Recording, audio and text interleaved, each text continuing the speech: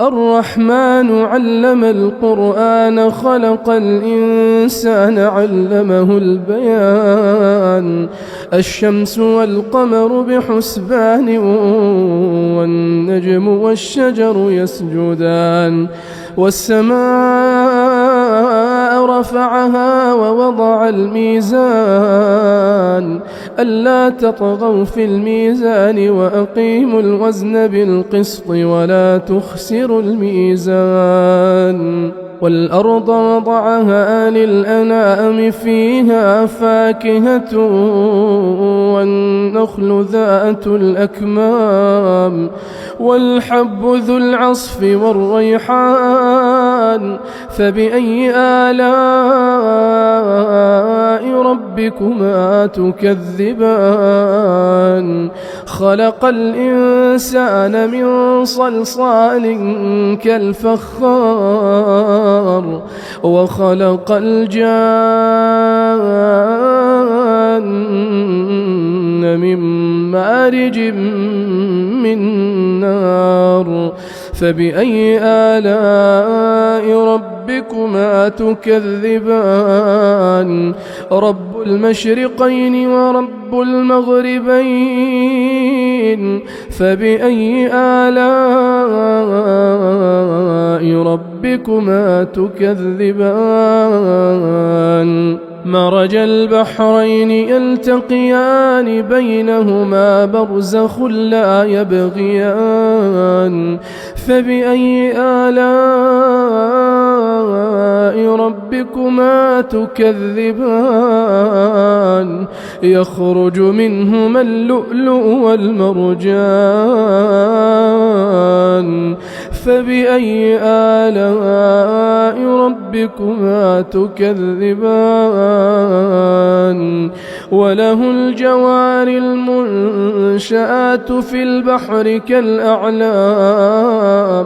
فبأي آلاء ربكما تكذبان كل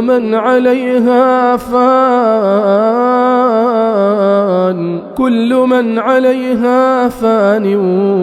ويبقى وجه ربك ذو الجلال والإكرام فبأي آلاء ربكما تكذبان يسأله من في السماوات والأرض كل يوم هو في شأن فبأي آلاء ربكما تكذبان سنفرغ لكم أيها الثقلان فبأي آلاء ربكما تكذبان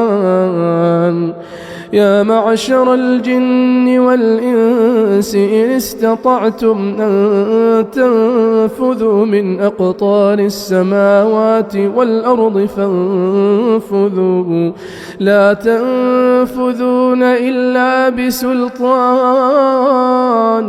فبأي آلاء ربكما تكذبان يرسل عليكما شواظ من نار ونحاس فلا تنتصران فبأي آلاء ربكما تكذبان فإذا انشقت السماء فكانت وردة كالدهان فبأي آلاء ربكما تكذبان فيومئذ لا يسأل عن ذنبه إنس ولا جان فبأي آلاء ربكما تكذبان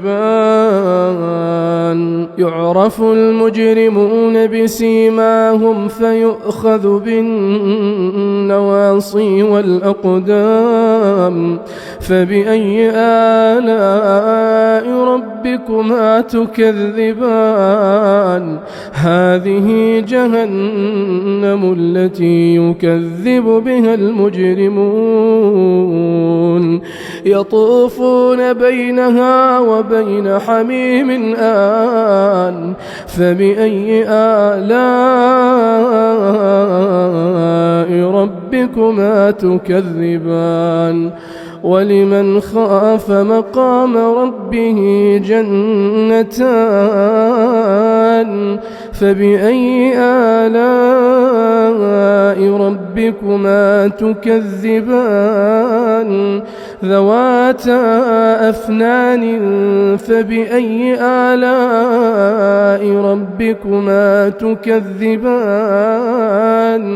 فيهما عينان تجريان فبأي آلاء ربكما تكذبان فيهما من كل فاكهة زوجان فبأي آلاء ربكما تكذبان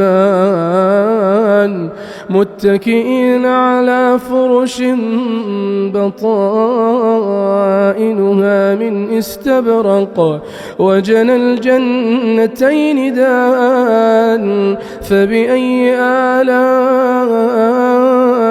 ربكما تكذبان فيهن قاصرات الطرف لم يطمثهن إنس قبلهم ولا جان فبأي آلاء ربكما تكذبان